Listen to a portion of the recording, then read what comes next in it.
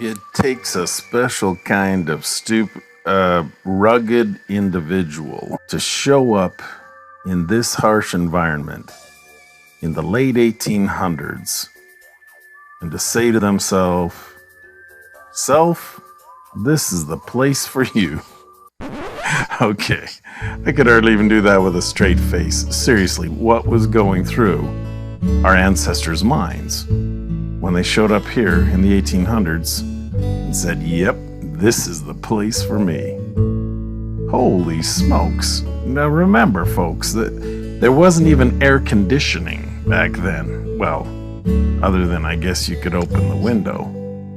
I heard stories that they would actually move their bed frames out under the trees at night in the summer because it was so hot indoors.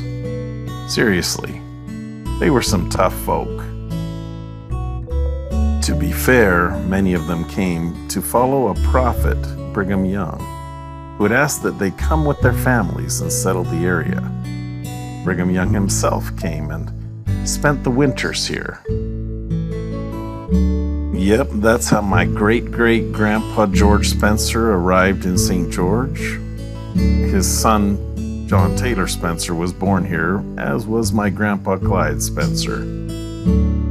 Then in 1899, another migration from Utah as John Taylor, another prophet, called a lot of people to head up to Alberta, Canada under a program where they could get land and wages for helping with the canal and irrigation systems. I was born in Canada. I like to say that my ancestors left this area 120 years ago, but I got back as soon as I could. In my case, it ended up being about 8 years ago. I'm not sure I'd be so excited to be here if it wasn't for air conditioning, my SUV and GPS, and did I say air conditioning? Yeah, I did, didn't I?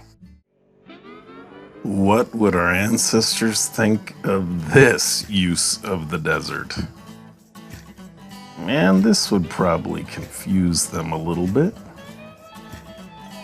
They'd probably quite enjoy this.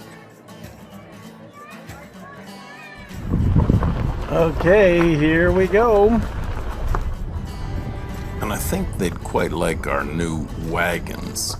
Yeah, I'm feeling pretty cocky right now behind all this metal and rubber tires, and just imagining what this would do to a wagon wheel back in the day.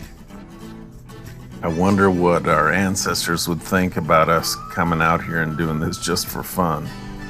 I can almost hear my great-great-granddaddy saying, "Holy smokes, how do you ever complain about anything? Ever?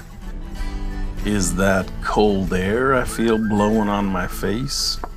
Yeah, never had that back in my day."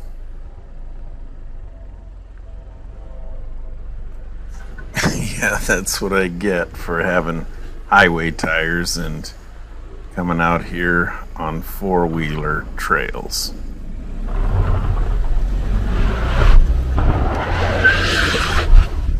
Yeehaw!